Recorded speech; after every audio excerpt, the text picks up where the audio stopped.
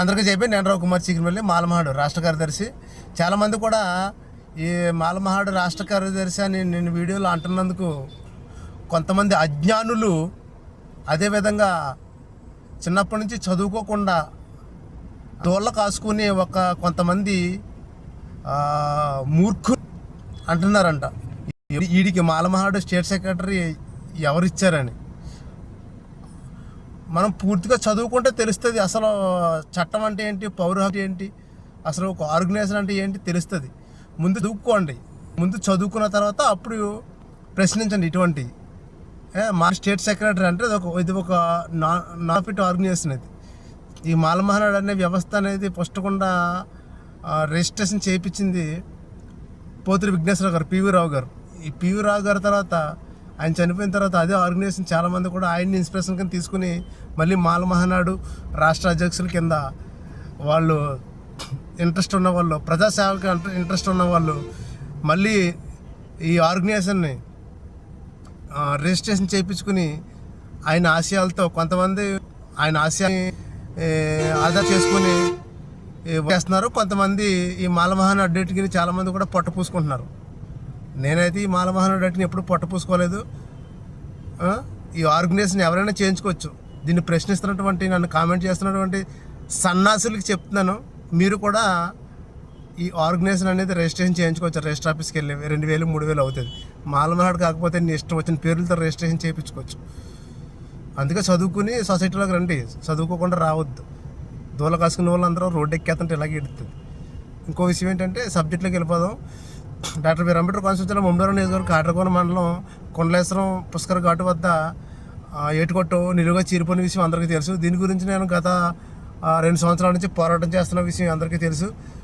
కంప్లైంట్లు ఇచ్చాను. అదేవిధంగా తగు అధికారులను నేను నా స్టైల్లో రౌండ్ వేయడం జరిగింది. దానివల్ల నా మీద కేసులు పెట్టడం జరిగింది. నన్ను అరెస్ట్ పెద్ద రచ్చ చేసేశారు. ఒక ప్రజా ప్రయోజనార్థం ఆ ఏటుకొట్టు అత్యవసరం. ఏటుకొట్టుని ఖచ్చితంగా రిపేర్ చేయాలి, దాన్ని పునరుద్ధరణ చేయాలి. రేపొద్దున జూలై, ఆగస్టు, సెప్టెంబర్ నెలలో వరదలు వస్తాయి కనుక ఖచ్చితంగా ఏటుకొట్టు తెగిపోయి కాట్రకోన మండలం, ముమ్మడివరం మండలం 2 మండలాలు కూడా మునిగిపోతాయి, ప్రాణ నష్టం జరిగే అవకాశాలు ఉన్నాయని నేను 100 సార్లు చెప్పాను.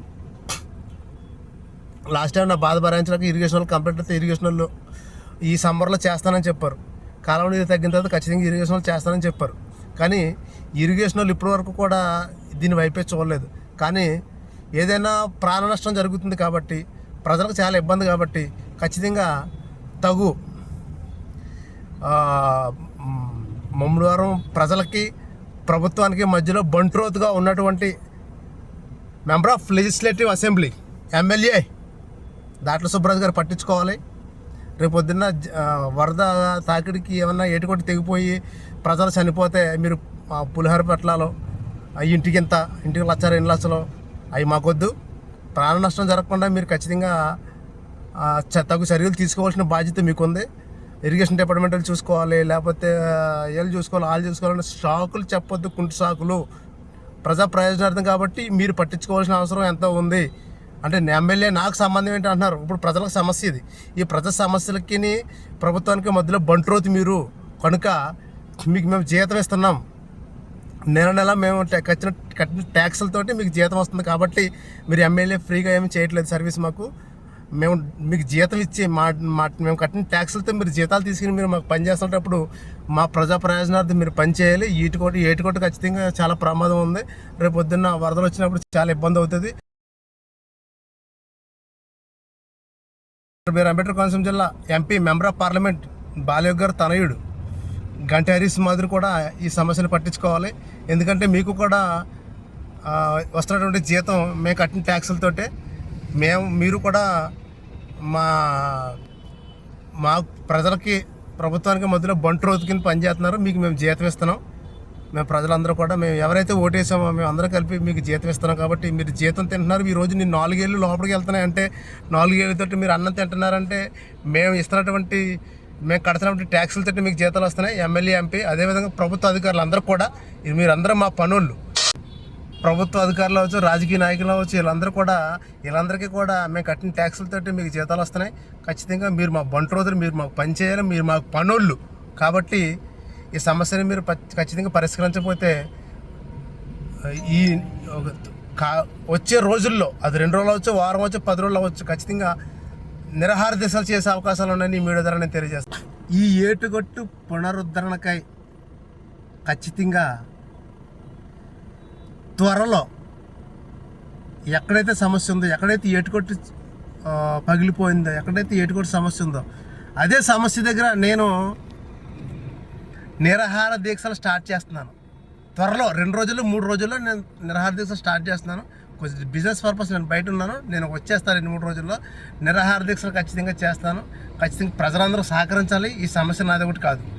ఇంకో విషయం, బడాబాబులు ఉన్నారు కదా నాయకులు అందరూ కూడా, కుల నాయకులు అందరూ కూడా ఆ రవిగడ పెద్ద తోపెట్టి ఆడే చేయాలా, మేము చేయలేమా అని ఆలోచిస్తున్నటువంటి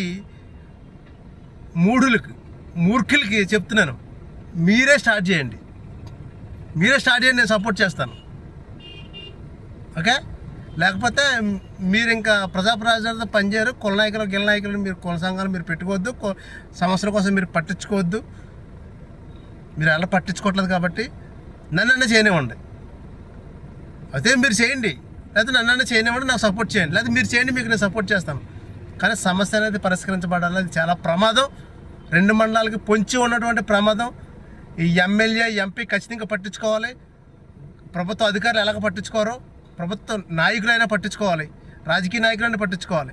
ఖచ్చితంగా పట్టించుకోకపోతే తగిన మూల్యం మీరు చెల్లించక తప్పదని ఈ ఎంపీకి, ఈ ఎమ్మెల్యేకి నేను లీగల్గా వార్నింగ్ ఇస్తున్నాను. జై భీమ్.